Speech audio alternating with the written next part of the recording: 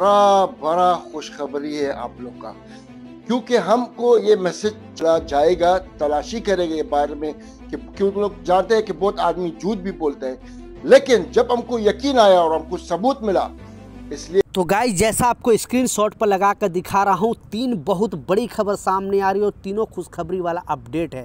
तो ये नियम को जानना आपके लिए बेहद ज़रूरी है। तो चलिए स्टार्ट करता हूँ, बताता हूँ अपडेट के बारे में। तो पहला जो अपडेट है, आपको मालूम है कि रमज़ान जो शुरू होने वाला है उससे पहले ही गवर्नमेंट ने एक नया अपडेट जारी करके बताया है। जैसा मैं आपको स्क्रीनशॉट पर लगा कर दिखा रहा हूँ, जस्ट ये अभी अभी का अपडेट है और ये खलीफ टाइम्स के अंदर आया है। जैसे ही मुझे न्यूज़ पता चला, मैं सोचा आप लोगों के साथ शेयर करूँ। जबकि रमज़ान का अभी लगभग 1 महीना से ज़्यादा टाइम बाकी है, लेकिन उसके बावजूद भी गवर्नमेंट ने पहले ही से अपडेट कर दिया गया है। क्योंकि ऐसे बहुत सारे कंपनी क्या करती थी कि जो लोग रोज़ा रहते थे उनको तो ये सुविधा मिलता था, लेकिन जो लोग रोज़ा नहीं रहते थे उनको ये सुविधा कंपनी, ऐसे बहुत सारे भी कंपनी हैं जो वो सुविधा नहीं देती थी।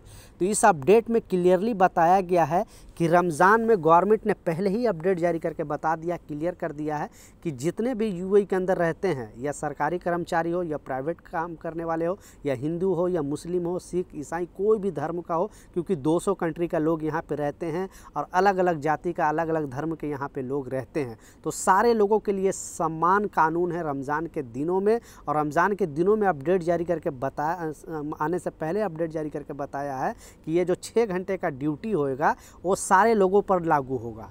आप किसी भी धर्म से हो, किसी भी जाति से हो, सारे लोगों को, आप रोज़ा रहो या रोज़ा ना रहो, इससे कोई मतलब नहीं है गवर्नमेंट को। सारे लोगों को 6 घंटे का ड्यूटी होगा। लेकिन अगर कोई कंपनी आपसे काम करा रही है, जो लोग रोज़ा रहेंगे उनसे काम अगर कंपनी ज़बरदस्ती कराएगी तो उन पर जुर्माना लगाया जाएगा, पहला। लेकिन जो लोग रोज़ा नहीं रह रहे हैं और आप काम करना चाहते हो तो 6 घंटा के बाद, यानी 6 बजे से 12 बजे, 12 बजे के बाद आप जितने टाइम पर रहोगे आपको वहाँ पे ओवर टाइम मिलेगी। जो कंपनी अगर ऐसा नहीं करेगी उस कंपनी के खिलाफ कड़ा एक्शन लिया जाएगा, बशर्ते कोई वर्कर अगर कंप्लेन करता है तो। यानी आपकी कंपनी आपको अगर धर्म के हिसाब से बंटवारा करता है, बोलता है कि आप हिंदू हो इसलिए आपको 8 घंटे का ड्यूटी करना पड़ेगा, तो ऐसा बिल्कुल कानून नहीं है। इसलिए इस अपडेट में गवर्नमेंट की तरफ से बताया गया है। तो सारे लोगों को, ऑफिस में काम कर रहे हो या फिर आप घर खाते में काम कर रहे हो या फिर आप कहीं पर भी काम कर रहे हो, यूएई के अंदर कामगार हो बेसिकली, तो आपको जो रमज़ान में ड्यूटी होने वाली है क्लियर कर दिया गया है 6 घंटा। उसके अलावा जो लोग काम करेंगे उनको ओवर टाइम कंपनी को देना पड़ेगा। तो आपकी कंपनी देती है कि नहीं, नीचे कमेंट सेक्शन में ज़रूर बताना।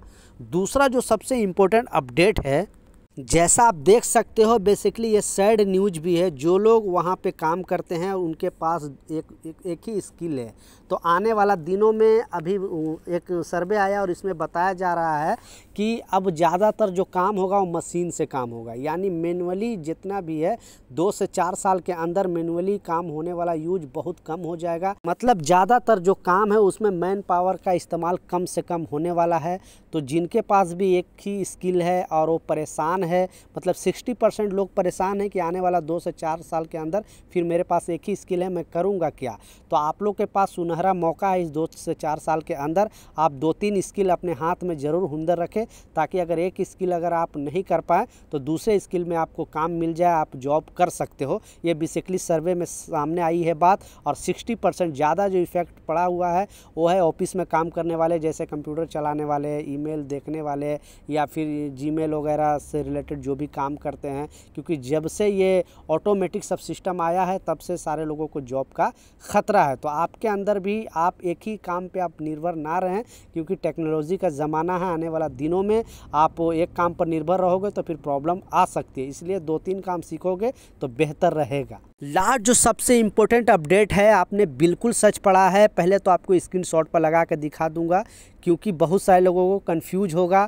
क्योंकि थोड़ा कल ही मैं वीडियो बनाया था और बताया था कि यूएई गवर्नमेंट ने अभी जो ये शब-ए-मेराज का जो छुट्टी है, जैसे ओमान ने छुट्टी का ऐलान किया है, कुवैत ने छुट्टी का ऐलान किया है, लेकिन 2018 के बाद कानून में चेंज किया गया है यूएई गवर्नमेंट के द्वारा और शब बारात का छुट्टी नहीं दिया जा रहा। तो इसके बदले में ज़्यादातर कोशिश रहती है कि रमज़ान में जो ईद का छुट्टी है वो ज़्यादा दे दिया जाए। तो अभी जो ईद का छुट्टी का अनुमान लगाया जा रहा है यूएई गवर्नमेंट के द्वारा, अभी ऐलान नहीं किया गया है। अनुमान जो लगाया गया है वो 4 छुट्टी का, यानी अगर 29 का चांद दिखाता है तो आपको 4 छुट्टी मिलेगा और 30 को अगर चांद दिखाता है ईद का तो आपको 3 छुट्टी मिलेगा।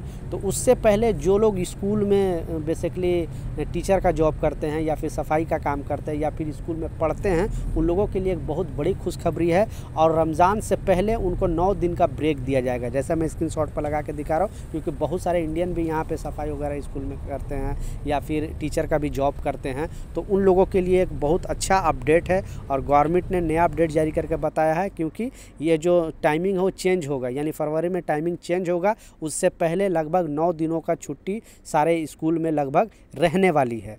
तो ये कुछ अपडेट था, ये कुछ जानकारी था, मैं सोचा आप लोगों के साथ शेयर करूँ। कुछ सवाल है नीचे कमेंट सेक्शन में ज़रूर पूछें, मैं ज़रूर आपको रिप्लाई करूँगा। मिलता हूँ नए अपडेट के साथ, नई जानकारी के साथ। जब तक जय हिंद।